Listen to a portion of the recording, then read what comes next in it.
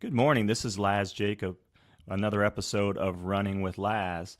Today I have with me Alissa Kolarik. I hope I got that right, Alissa. Yep, you did it. Oh, good, good. How are you? I'm good. I'm good. It's another Saturday, long run day. Well, yeah, I have to ask because I know that, when we traded some messages yesterday, you had mentioned that you were getting up around 3:30ish to do like a 20-mile run on the treadmill. So I have to ask, Yep. did you accomplish that 20-mile run? Yeah, I did. I always get my runs done. That's amazing. Now, I'm assuming you don't do it all at one time. You may take a break here or there. Oh yeah, yeah. Our treadmills at the gym shut off after an hour. So today was the day I had to turn it back on twice. So How do you get through that? I've run, I don't do I mean, right now most of my running's on the treadmill just because I'm nursing some injuries, but the longest I've ever done on a treadmill is 8 miles, and I broke that up into like two 4 mile segments. I could not even imagine doing, I mean, for me, anything longer than 8 miles on a treadmill. yeah. Well, I think a lot about long running too is like mental fortitude almost. So like even training on the treadmill kind of prepares you for what you're going to face in a marathon because you have to keep going, and even if it's boring or whatever, you just kind of keep going and get through it. I make playlists on Spotify, or like today I just watched my show on Netflix. I didn't feel the best this morning, so I went kind of at an easy pace, which for me is 8 minute mile. So easy pace, treadmill, TV shows, that sort of thing. And I have a favorite one at the gym. It's underneath a fan, so it helps. I'd Just love to, to do an 8 minute mile for a race, let alone a nice easy run. So, but yeah, that's all good. I interviewed a Nicole Wade not too long ago. I don't know if you listened to that one at all, but she kind of does the same thing, runs long runs on the treadmill, but she doesn't listen to anything. So it's like I don't know how people can get through without at least like listening to some music, or having a TV in front of you, something to kind of take your mind off of just staring at the mileage counter on the treadmill that just keeps going by slowly. So, yeah, yeah. Like generally, if I'm gonna run long outside, I don't have headphones or anything. Like I'll just pay attention to what's around me because I'll go up to the towpath or something. But indoors, I have to have something. So. now, when you race, do you? Because this has come up a few times in some previous podcasts. Do you wear headphones when you race? I don't. No, I stopped doing that. Actually, it was Renee's advice, Renee Harden. Um, I started training with her, and she was like, "Ditch the headphones," like, and it helps. Like, it's one more thing to fiddle with on race day, like have go wrong, like if your battery dies, and especially if you're trying to run fast, it just is. It's not worth it. I'm assuming you wear like your Garmin or your watch or whatever to kind of like look down from time to time just to check pace and things like that. Yes, I do. Yeah, it's interesting because I had that same conversation with Renee, and we were chatting about when I would go to some races and just go to watch and volunteer or whatever, but see the lead runners typically coming through, both male and female. None of them have headphones. They don't wear them, so it's just their watch just to kind of keep their pace. And then you start to get to the middle packers, and of course they have their headphones. Like me, I don't actually wear headphones. I just have my phone in this like my pocket and my jacket, and just play my playlist. So it's loud, so everybody around me gets to hear what my playlist sounds like. But and we were talking too, like you're out running a 5K, you're typically trying to run hard, or fast as you can. You're not really Hmm. hearing the music anyways.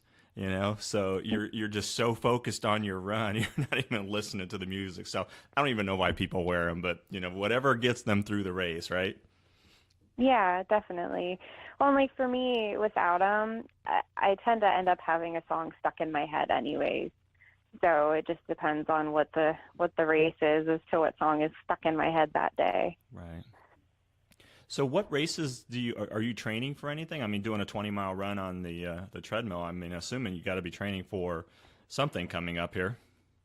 Yeah, so actually next week I'm doing the Disney Princess series. We're taking our kids to Disney for the first time, so I'm doing the 10K and the half on subsequent days. So Saturday's the 10K, Sunday's the half. But my main goal is the Athens Marathon this spring, which is April 15th. Oh, nice. Now, have you Yeah, have yeah. you ran marathons before? I have. I ran Towpath last year, and then I ran New York City in November. Now, how did you do? I mean, how was your experience? Did you enjoy it? Which one was your first marathon that you ran? Towpath in October was my first one, and I signed up for it because I had a 20 miler that day, and I usually run on the towpath for my long runs, and it was going to be closed. And I'm like, oh, I might as well just run the marathon. And I went into it, I was kind of worried about like ruining New York because New York was the main goal, and I kind of freaked out a little bit. And it didn't go as well as I wanted it to, but I got it done. So that was what mattered. But I was thinking, oh, I can qualify for Boston at home. And then like my parents and my kids came out to see me and all that stuff. So I didn't qualify at that one. And then, I trained for the next month, and I went to New York and I ran a 3:23 and qualified. So it worked out. Wow, that's nice. What was your experience at New York? I mean, that's got what, like 50,000 runners, I think, do that race each year. So Yeah. that's got to be just, and the weather could be, anywhere across the board. I mean, I've seen where they actually show pictures of the start line after everybody has kind of left, and there's, gloves and hats and garbage bags, because people wear garbage bags, and it's just, I mean, it keeps people busy for the whole day, cleaning up. But what was your experience? Did they have different corrals where, people go off at certain times? Yeah. So for New York, you wait around for a really long time. So I my wave, I was in the first wave, and it didn't kick off until 9:50. I had to be on a bus to Fort Wadsworth at 5:30. So I was there around 6, and then you just sit around like the start villages and wait for a little while. They had therapy dogs and such stuff, which was nice. I was able to eat like breakfast and just talk to people and all of that. And then when you're supposed to go up to your corral, there was like a schedule for when you had to be in it. And I was orange, wave 1, I think corral. I forget which one I was, but basically I started when the elite men did, so I didn't have to wait around too long. But I mean, it was a little cold. I had on like just throwaway sweatpants and a hoodie and stuff, and they have bins for you to donate that stuff in the corrals, but when you get up on the bridge, they don't. So like people who wore their stuff up onto the bridge left it on the bridge. I didn't do that because I thought, oh, I need to dump my stuff here so that it gets donated. Gotcha. So, Okay. but yeah, you get started and you see people stripping and throwing their stuff off to the side. Did you enjoy the experience, or would you ever consider doing New York again, or is it like once is enough? If I could afford to do New York every single year, I would. It was incredible. The entire city really does come out for it. The only place there wasn't people was on Verrazano Narrows, so right when you start, but you have like that whole rush of adrenaline when you start. And I had found a couple other teammates that I was running with, so that was fine. It was no big deal that there wasn't people. And then the Queensboro Bridge, there's no one, and it's really quiet. And so those were the only two places it was quiet. But Queensboro Bridge, you got halfway across and you could hear everyone on First Avenue. Wow. And you could hear them cheering, and it kind of like propelled you across the bridge, like just so you could get there. Right. And there's no qualifying time, right, for New York? It's more along the lines of just a lottery, right? You just put in your registration, and if they pick you, they pick you. Or can you qualify on time? You can qualify. You can actually, unlike Boston, you can qualify with a half marathon time. So that's what I did. The women's time was a sub 132, and I had a few of those. So I submitted with one of those, and I got in. But if you submit with a marathon time, it's actually a sub 3:12 marathon for women. So their marathon time is a little more stringent. Wow, that's fast. Yeah. Then they do have I mean, slower runners can get in there too, right? It's just pick or luck of the draw if you get in or not. Yes. Yeah. There's a lottery, and then there's also charity runners. Gotcha. Okay. That would be nice. I think that, I don't know, Boston would probably always be like the dream run, but for me, I'll never qualify unless I get in there with a charity. But where in New York can you actually go through the five boroughs of New York and feel safe? I guess because you're probably not thinking about it much as you're running through. And like you said, I mean, people are coming out and cheering you on. It has to be just a fantastic feeling going through there. Yeah, it was incredible. And it was one of those like, so with towpath, I started off too fast and I burned out. So with New York, my goal was to not do that. So, I was running with a couple other people and they started kind of going too fast. Like at one point we were running 7-minute miles, which I can do, but I'm like, no, we need to be at 7:30, 7:45. So what I'd do is, I'd try and slow down a little bit. I'd find little kids to high five, crowd people to high five, like everyone I could find, go over to the side, and that would slow me down a little bit. Because you get really, really excited that there's all those people and all of that. So, Well, yeah. Plus, you but started you with also the want to elite pace men. yourself. Yeah, yeah. Well, of course they were way out front of me. Yeah, I At, was going to what, say it did 4 minutes, take 5 long. It did minutes? take long for them just to like say, "See ya." Oh yeah, yeah. They were gone, but And they do start yeah. the women first, correct? I mean, it's maybe like 15, 20 minutes before the men, maybe even longer, or do the elite women and men start at the same time? No, the women start first. I think they started at 9:20. Gotcha. Okay. Okay. Well, enough about the running. No, I'm kidding. Tell me about you.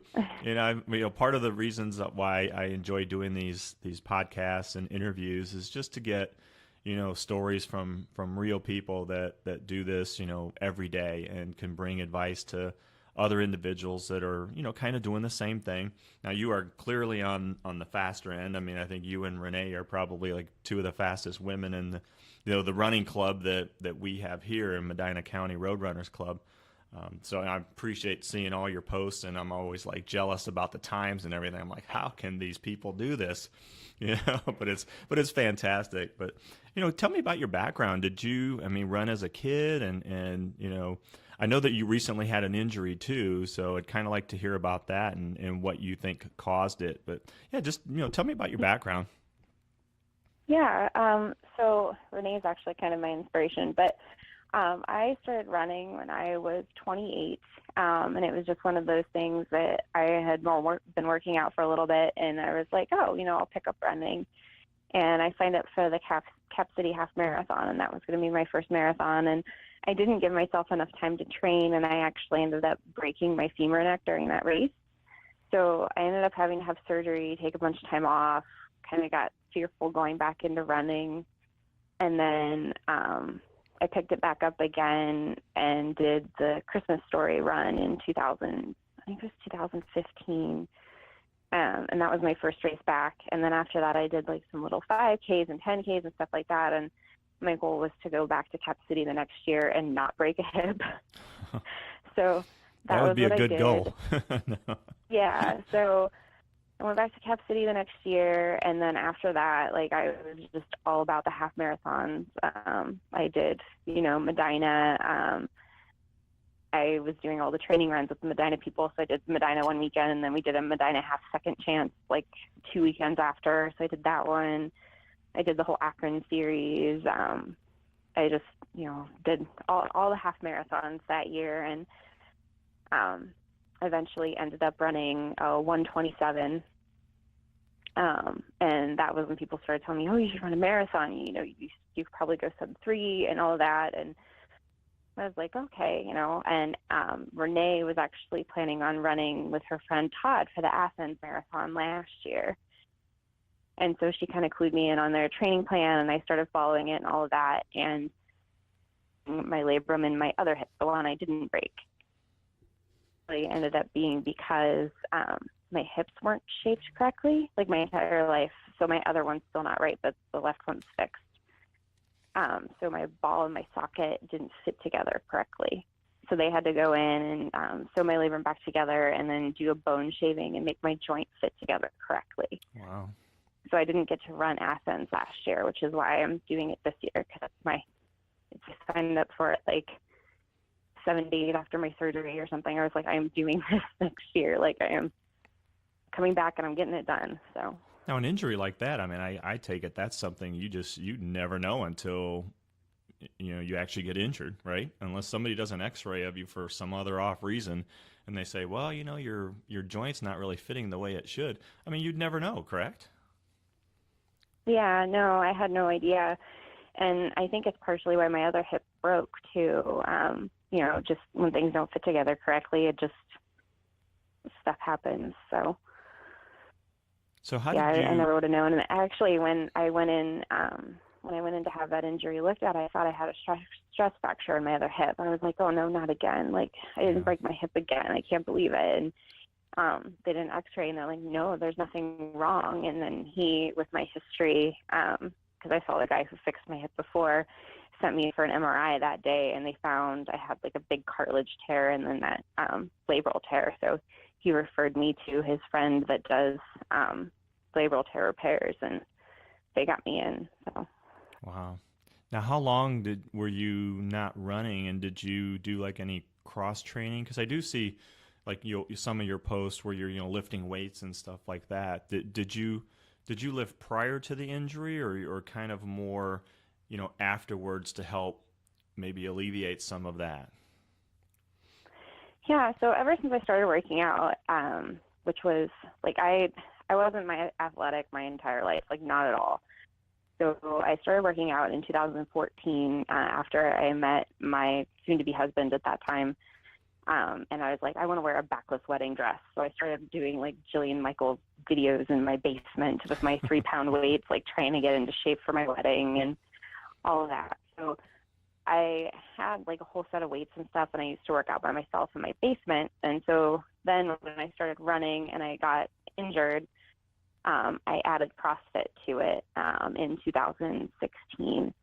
And that was something that I found actually really, really helps with my speed of running, because CrossFit is, as a runner, you go a little bit light, like you don't go super heavy. So if you can't like do the workout as prescribed, you do less weights. So like say you're supposed to do something at 95 pounds, maybe you drop it to 75 or 65. So that you get more of an aerobic workout. But ever since I started that, I got a lot faster as a runner. It just has been a really good complement to my running. Hmm. What kind of CrossFit do you do? I mean, I'm not really into it, so I don't know all of it. But is the CrossFit mainly working with just lighter weights, or is it just doing other things to strengthen core? I mean, at that It, point did you get like a trainer to help you, or just kind of really did it all on your own? it's CrossFit's a whole lot of everything. So it's gymnastics movements, it's Olympic lifting, it's just normal traditional weightlifting. And there's 2 components generally to every single class. So you'll do a strength component where you're lifting a little heavier, like doing back squats or front squats or power snatches and stuff like that.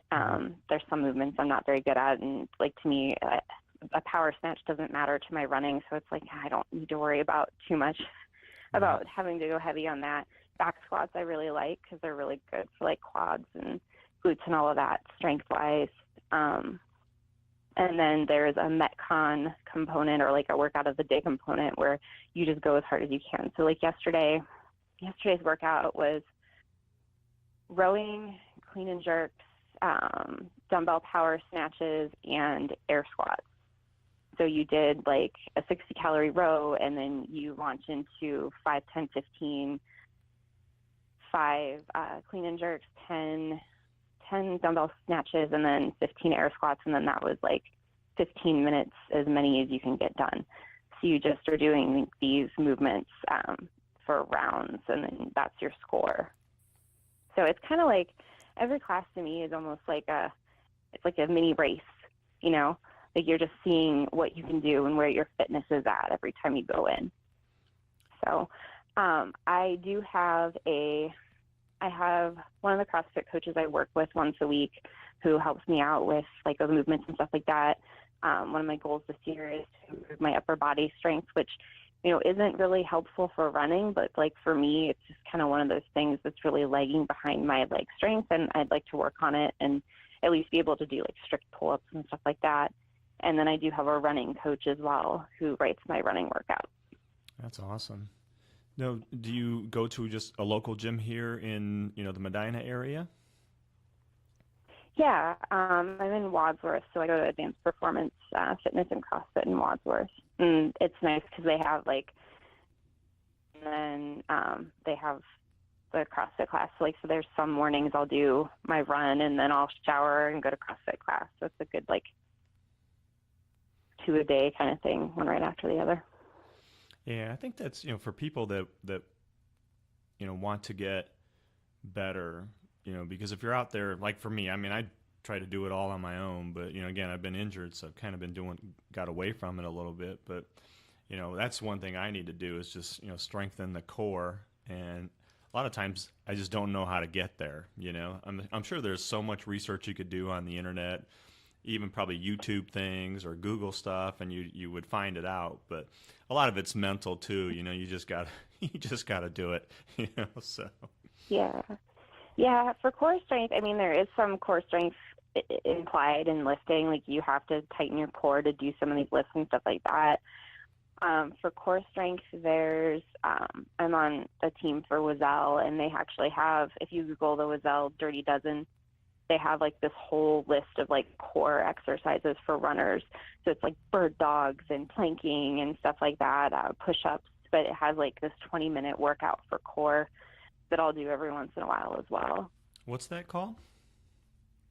The Wazelle Dirty Dozen, and Wazelle is spelled Oiselle. Okay, that's it's something French I'm for going to be bird. searching for. Yeah. Yeah, because I definitely need to, I want to get faster and hopefully do some age group PRs because, like I was telling Renee, it's I no longer count PRs just because my PRs were years ago and I'll probably never get to those again, So now I'm doing my age group PR. So I'm in the 55 to 59 age group. So I'm going to set my PR for that, 5 years or whatever. So that's my focus. Yeah. Yeah, and that's a really good way to look at things. So, that's what I did as well after I was injured, because you can't, immediately come back from an injury and be like, okay, I'm going to run a 127 half, because it's not going to happen. My first half back after my surgery was a 150, and I was so disappointed in myself, and it's darn it, you know what? I just had surgery 4 months ago, 5 months ago, and I just ran a half marathon. And a time that most people would want to do, most people have a goal of doing sub 2, and I ran a 150. I should be proud of myself, Absolutely, yeah. So that's a really good way to look at it. Yeah, I think the fastest half marathon I ever ran was probably in my mid 30s. I think it was 134 somewhere around there, which I thought was pretty good. But now, a couple 3 years ago when I did that River Run half marathon, it's 154. So I was really happy with that. But then the following year, I think I hit 212. I'm like, oh man, I'm going in the wrong direction. Yeah. It's just, you got to look at it at where you're at with your fitness level and just be proud of yourself for getting out there and doing what you're doing. Absolutely. That's the way I am. Cause hit or miss. I mean, some weeks you do good, some weeks you don't. And everything in life just kind of throws you from time to time. So as long as you're out there, doing it, participating, that's more than what 90% of the population is doing. So, I'm thankful for that because there's a lot of people out there that, can't even get up and walk around. So I'm lucky that the things that I can actually do. So. Yeah, definitely. So you did the Christmas Story run last year also, correct? And the year before. Were you first overall female in the 10K last year? I was, yeah. For 2017, I was first female overall. So, in 2015, it was my comeback race, and I was, 7th in my age group. In 2016, I came in 3rd, and in 2017, I came in 1st. That's awesome. What was your time? Do you recall? 38:44. So it wasn't a PR for the 10K for me, but it was a really, really good comeback. That's amazing. That's just over 6-minute miles, I think, right? Somewhere around there? Yeah, I think it was 6:13 is what it averaged out to. Yeah. Was your family at the finish line when you got to finish? Yeah, my husband was there. That's awesome. So we generally, depends on what the race is, if the kids come or not. Like if it's going to be nice outside, then we'll bring them. If it's cold like it was that day, we don't, just because they'll just complain the whole time I'm running and Right. drive my husband crazy. So Tell them just settle down for 38 minutes. Mommy will be there.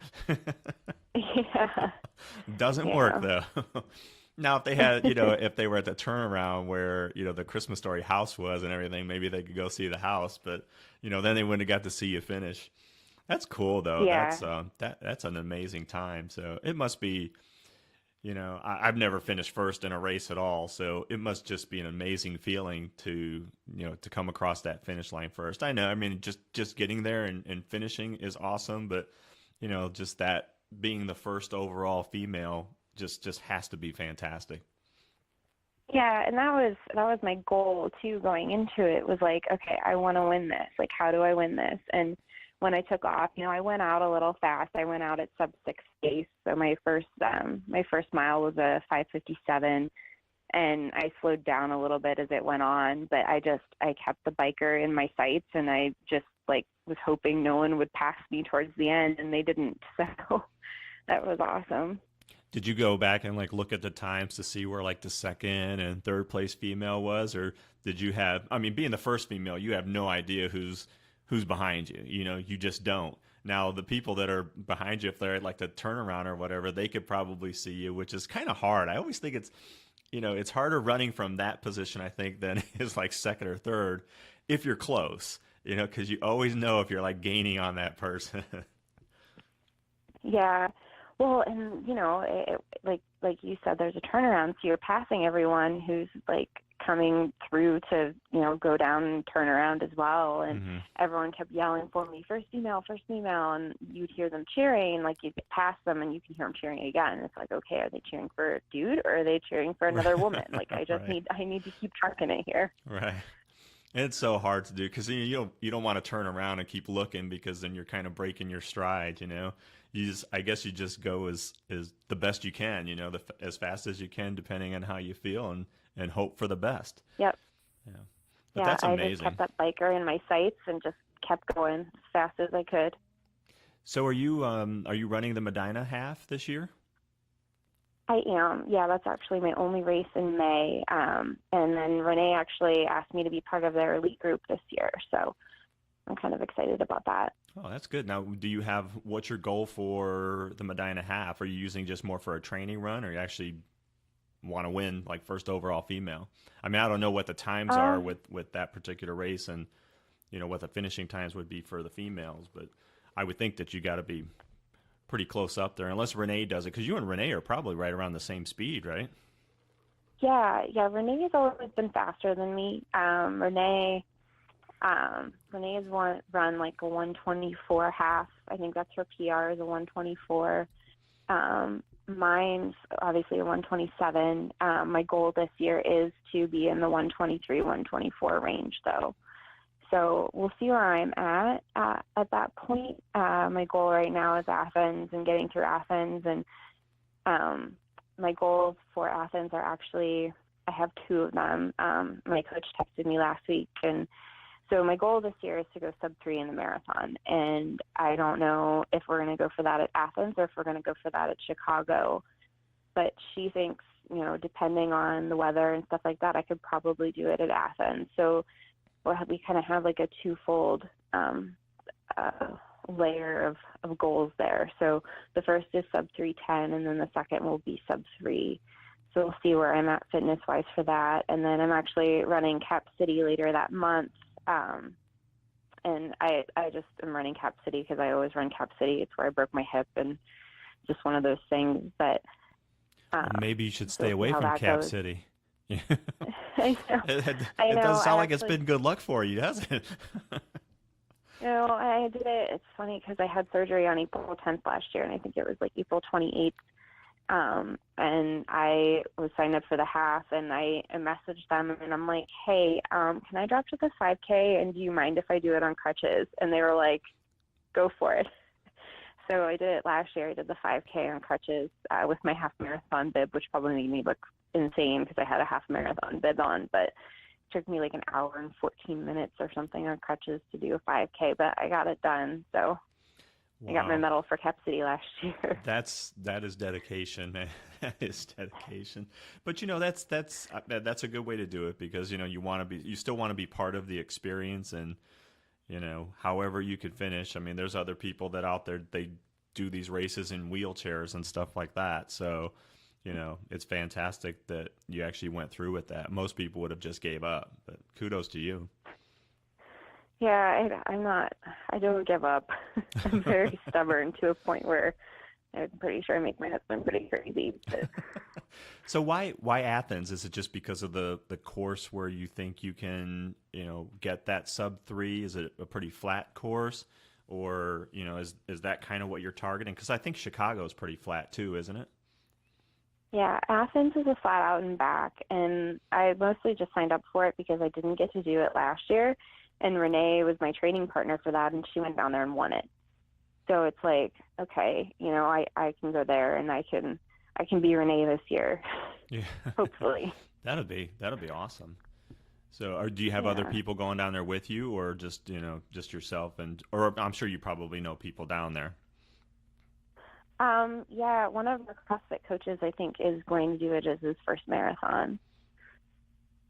So Oh, that's cool. I don't think he's running with me. I don't really know what his time goal is. I think he's trying to finish around 4, but I know it's going to be his first marathon. He's pretty excited about it. So Yeah, that you know that's great. I mean, you started running at 28, and I mean, you didn't do like any cross country at all in school or anything. You just picked it up at 28 and just kind of went from there.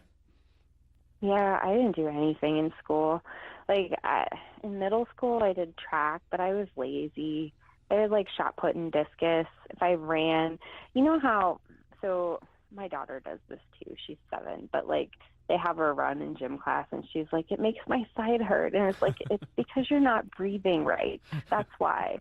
So like I'd use that as my excuse in gym class too. Like I'd fake being sick to get out of running a mile, or like I'd say I had a side cramp or something like that. Like it's just, it wasn't my thing back then. Like physical activity at all wasn't my thing.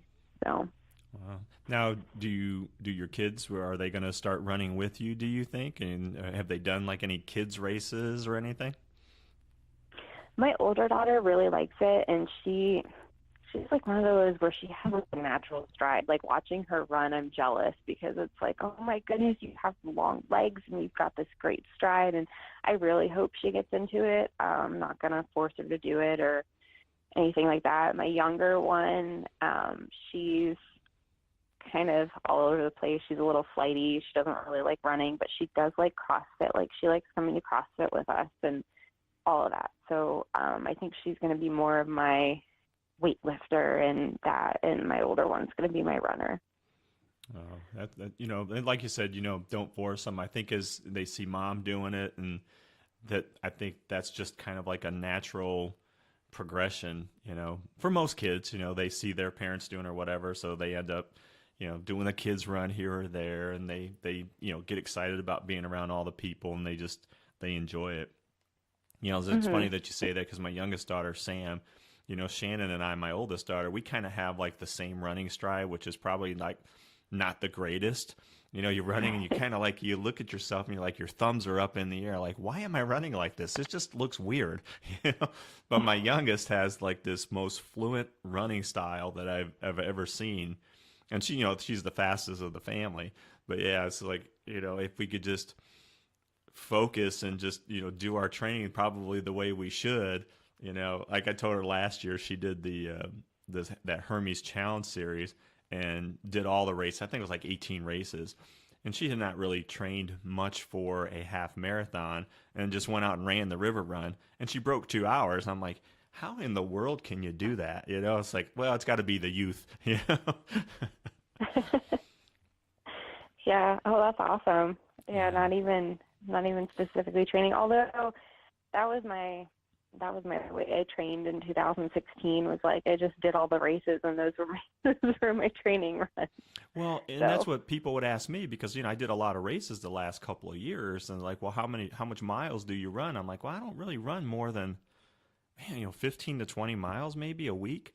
but I do a lot of races. So my races are kind of like my runs as well, you know. So and I would warm Mhm. up, you know, I'd warm up like a for a 5K, maybe warm up a mile before and then cool down a mile. So I was getting in about 5 miles, on a race weekend, and sometimes I'm doing two races on a weekend. So, 10 miles on a weekend, not too bad, I would guess. Yeah.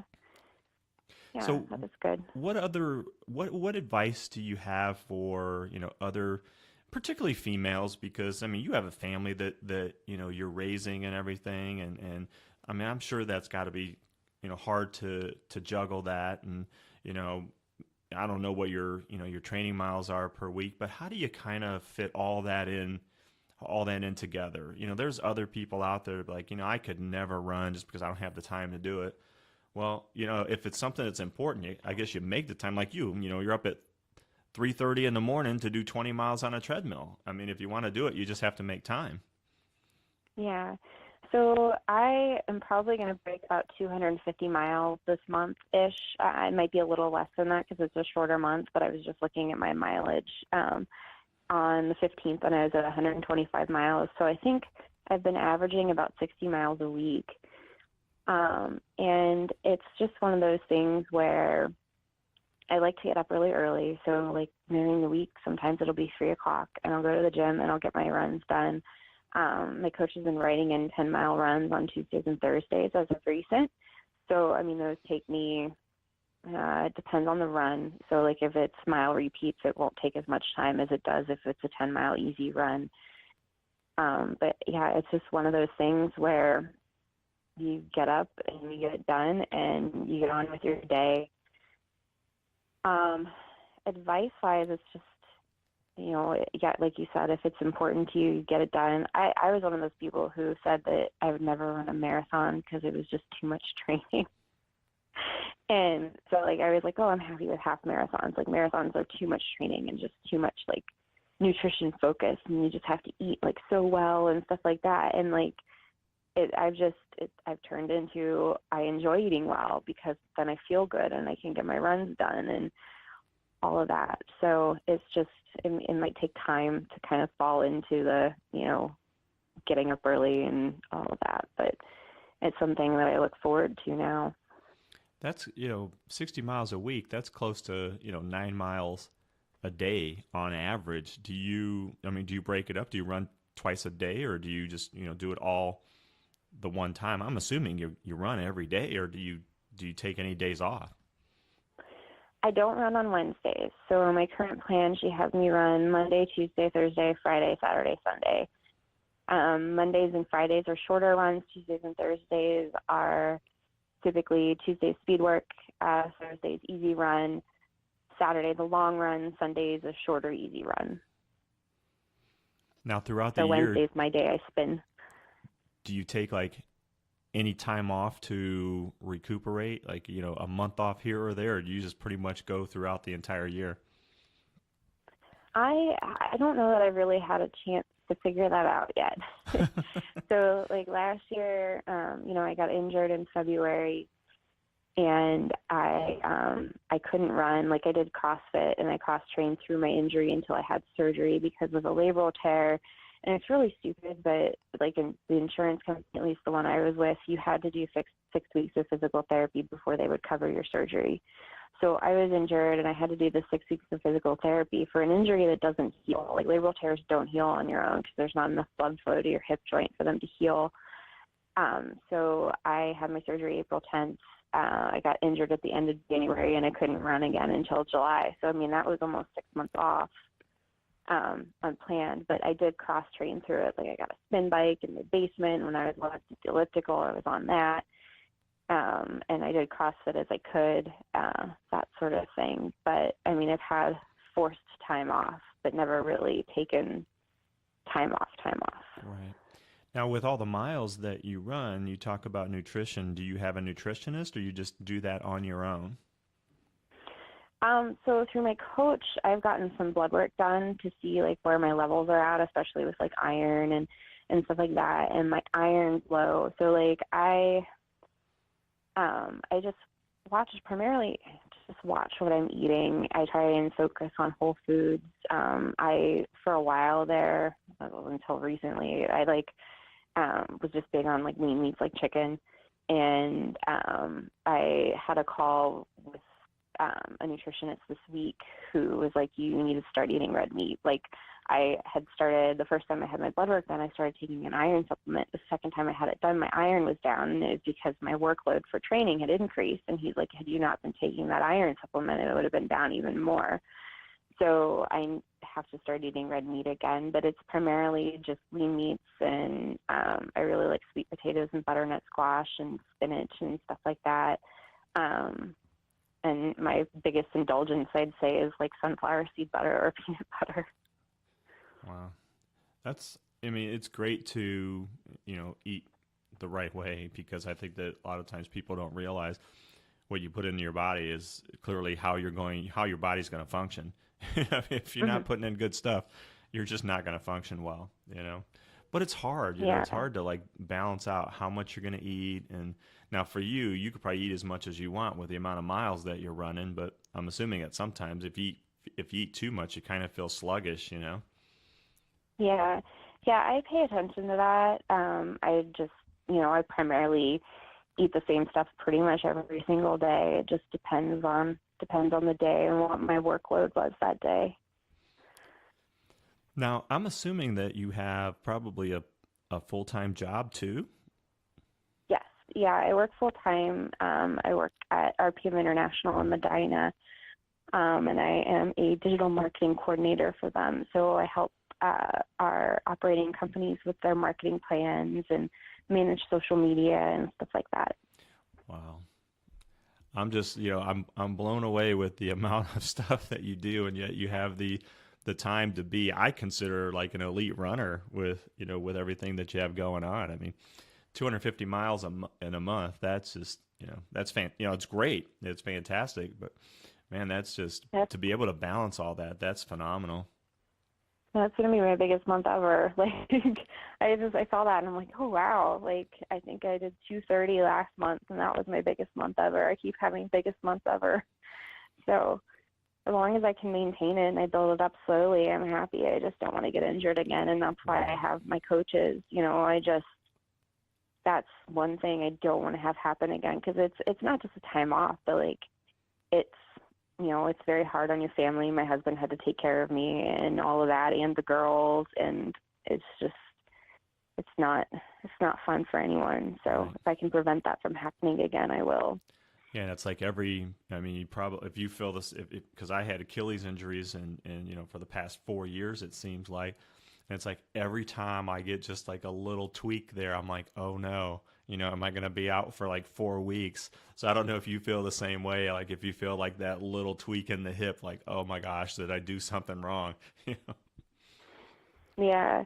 Yeah, if I notice my hips getting tight, I'll focus more on, doing some of the stuff I learned when I was in physical therapy. So like hip bridges, and they have a thing called like clamshells where you band your knees and then you'll do like it's like a clamshell. You can Google it, but it helps like open up your hips and make them not as tight. Yeah, I think they say that always for, physical therapists at least, or, sports medicine doctors always say for runners, you just always have to keep your hips flexible. That's like one of the most important things. So any type of exercises you do to help keep, those hips flexible and keep them open, I mean, that's the best way to do it. Do you do any yoga or anything like that? I don't. I should, but I don't. No, Well, you I don't have stretch to, and I as float. long as you feel good and you're doing the things that you need to do. Yeah. Yeah, like I took my kids to yoga a couple of weeks ago, and they're like, "Oh, are you going to go in the adults yoga class?" And I'm like, "No." I guess I could have. Mom's done enough. She's tired. She's just going to watch you guys. Yeah. Yeah, I actually just dropped them off and went to the grocery store. I should have gone to yoga, but That's all right. So, what other are you going to do, like any 5Ks this year at all? Or are you just mainly going to focus on some of these longer runs, or do you see yourself jumping into anything like that? it just depends on what I have going on. I did sign up for, they have a thing called the Hammy at Kent State in May, and they have a CrossFit component to it, and there's a 5K. I did sign up for that just for fun, and a lot of people at the gym did it last year, and they had a lot of fun with it. So I have that. Other than that, I think I'll mostly be focusing on distance, just because I really enjoy distance. 5Ks and 10Ks, like, I'm decent at them, but they're so hard. Like, you just have to go so hard the whole time, and you don't really, like, with a half marathon and a marathon, you pick pace and you try and stick with that pace. And for 5K, 10K, any shorter distance, it's like you just have to go out so hard and hold that pace. It's, I don't know, to get comfortable being uncomfortable, and I'm okay with that, but I prefer the longer distances. Well, they always, and that's what people told me too, is that, you should focus on longer runs. They're easier on your body than shorter races. I like the shorter races just because they're over faster, so for me.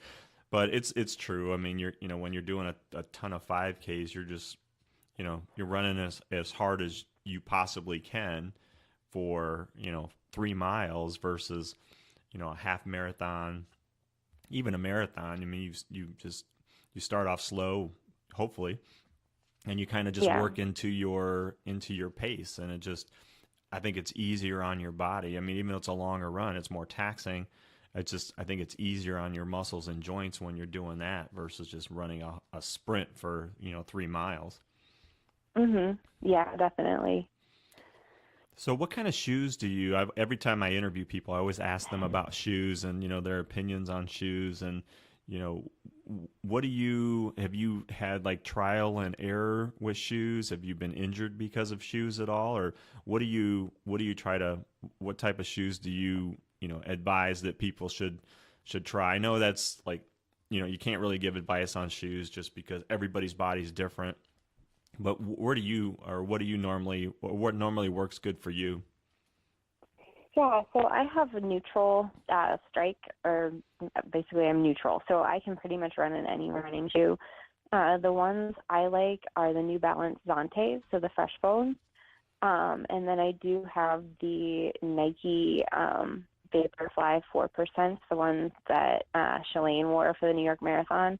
And I do like those for racing. I don't train in them because they seem like they're going to wear out a lot faster than my other ones.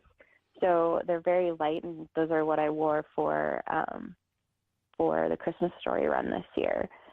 But the combination of the two of those, it's really hard to get the Vaporflies. But I mean, the Zante line is really, really good too. Now, do you train in a different shoe versus what you race in?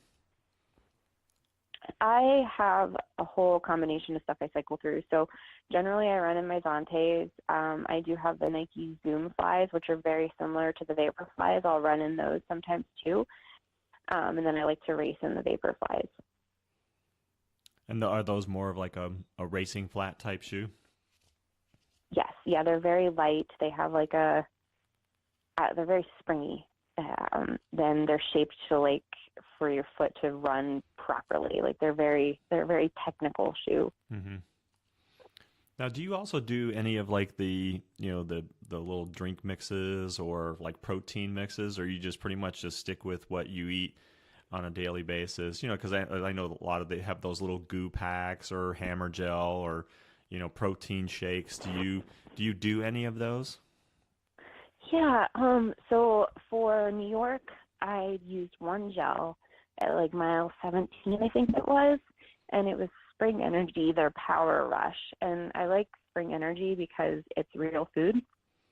So it's not like a goo where it's like straight glucose, but the Spring Energies have like basmati rice and stuff in them.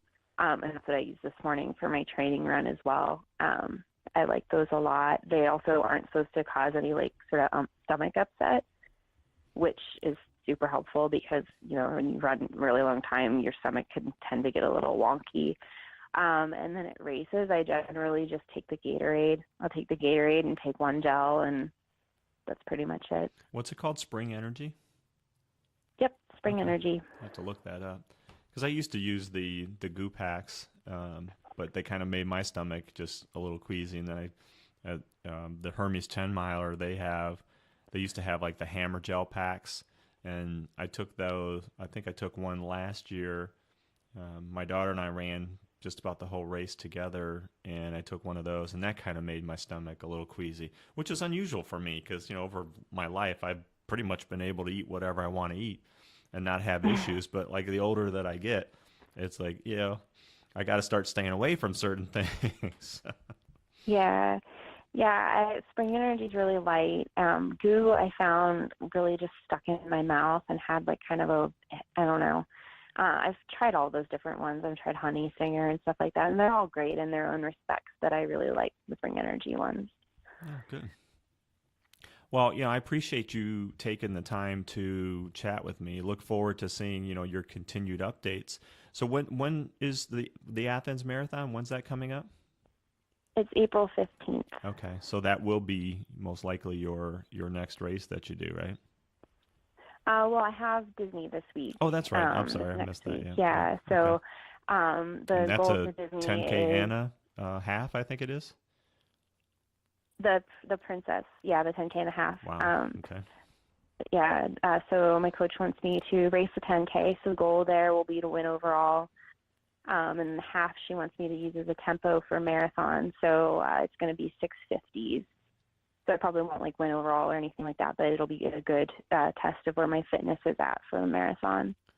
Well, yeah, if you do a 10K on, I'm assuming it's probably Saturday or something, and then, a half marathon the next day, that's going to be, Yeah. so I look forward to the updates. I'm assuming you're going to be putting posts on Instagram or Facebook or something like that, kind of give us updates as to how you did. Yeah, I will. Yeah, I mostly post a lot about my training and stuff on Instagram.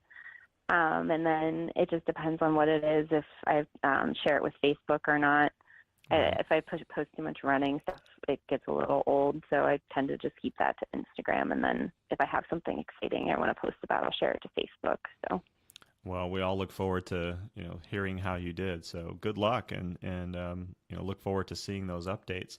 So I really appreciate it, taking the time to chat with me, and just like I said, look forward to hearing about your future updates. Yeah, thank you. Yeah, thanks for having me. All right. Well, I like thank doing you. this stuff. It's fun. All right. Well, this was another episode of Running with Laz, and we want to thank our guest, Alissa, and look forward to seeing her updates. Thank you.